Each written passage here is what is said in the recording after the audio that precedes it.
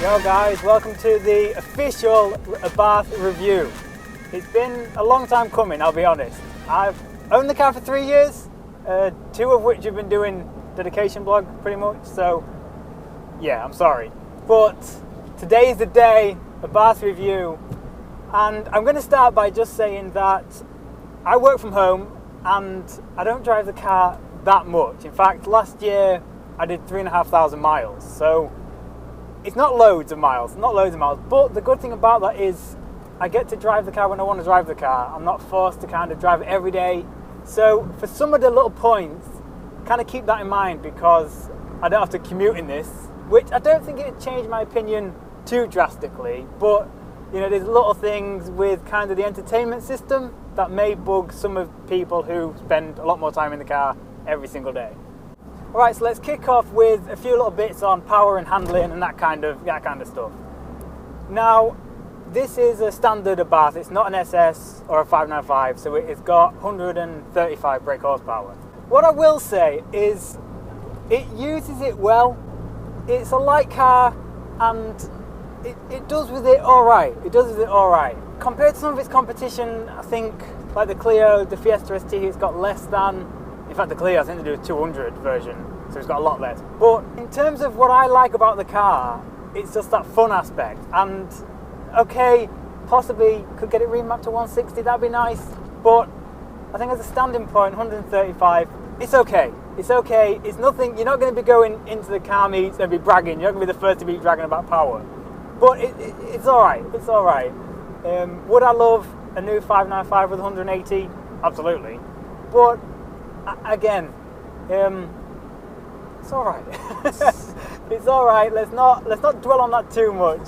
I think if you're worried about how much power it's got and you're considering buying one, test drive it, and pretty quickly you'll know if it's not enough power for you or if you kind of like it. And this is where it's linked to the handling, because I think despite the low power, she's got goodish grip.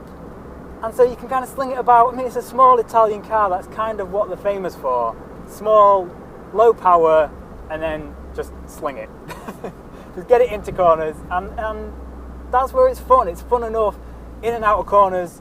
Between sort of 40 and 60 mile an hour is where it's at its best. So while I'm talking about power, it does have a 1.4 litre engine with a small turbo, which gets 135 brake on sport button and 90 to 100 brake off the sport button. And the car weighs it just around a ton. I think it's slightly over because the new Biposto brings it under a ton, and that was kind of the big selling point on that. So it's around a ton. So this is kind of where it comes good in the fact that it has got low power, but it's got low weight, so it kind of balances it out. And down a lot of B roads, small country roads, that's where it shines with a low weight, small brake horsepower, and you're good to go. Insurance is cheap. I think I paid 250 quid a year. Running costs as well is ridiculously good. It'll do 50 mile per gallon if you drive like an angel, but for the most part, I average around 40 mile per gallon, and that's just nipping around town and stuff like that. Which, again, is kind of one of them things which is kind of good about the car, in that it's not costing you a fortune all the time. It's quick enough, it's fun enough, but without just costing you an absolute heap. Servicing, apart from Fiat, who originally quoted me £550 to do a service, which I was a little bit shocked at, but we got a local independent to do it, and they charged £150 for pretty comparable service. And the only thing they didn't do was the pollen filter, which obviously that's not going to be 400 quid to us. So that was all right. Happy with that. In terms of parts as well, parts are ridiculously cheap. It obviously shares a view with a little known car like called a Fiat 500, which obviously this is completely different.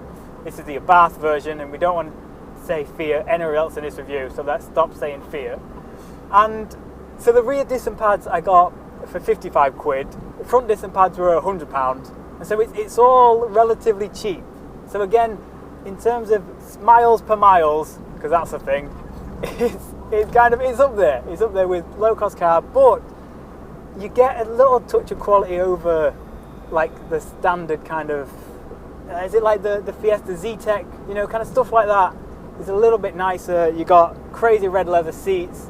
Everything you kind of interact with in the interior is nice enough. I mean, there's some cheap plastics about, but steering wheel, gear stick, everything's nice. Even the handbrake, the little leather's got some like cushioning in it. So just because you interact with that bit, they put the effort in.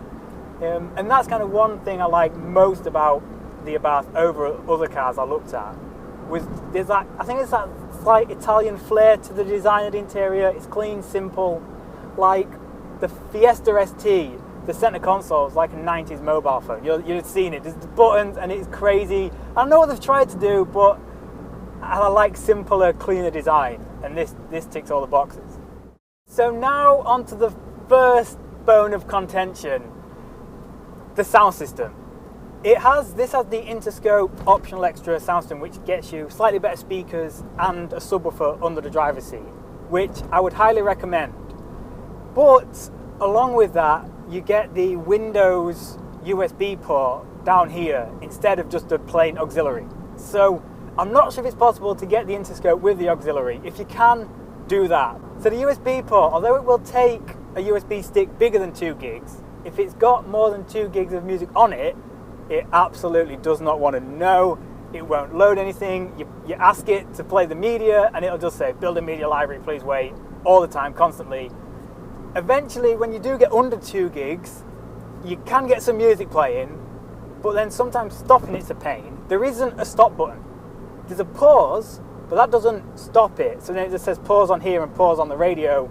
And then if you turn the radio off, when you start the car again, it's still paused so the music plays. The only way to get it to stop is to press the little Windows button on the steering wheel and say, stop. And this doesn't always work. She just says, can't find connection, please wait. And so you just end up pressing it and shouting stop, and then she says, I can't find connection, and you shout stop, and then everyone's looking at you and they say, why is he saying shouting stop to his car?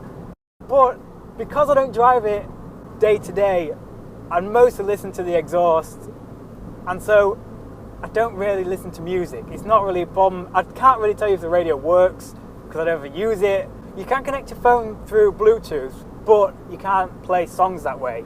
And they charge you £70 for an adapter to use an iPhone, which I refuse to pay because it's just for the principle of paying for this tiny little box where the car could have done it from the factory. So that, if you want full connectivity, look out for that. I think it's called some Blue and Me adapter. It's an absolute rip-off, but if you need it, you need it. Now, the car is pretty much standard apart from the exhaust, which again, we did a video about fitting it. It is a Novitec Challenge Corse exhaust. Relatively cheap, it's a straight through pipe, so it removes the big box and goes just over the rear axle. It sounds amazing, I absolutely love it, and I wish I'd have done it like day one.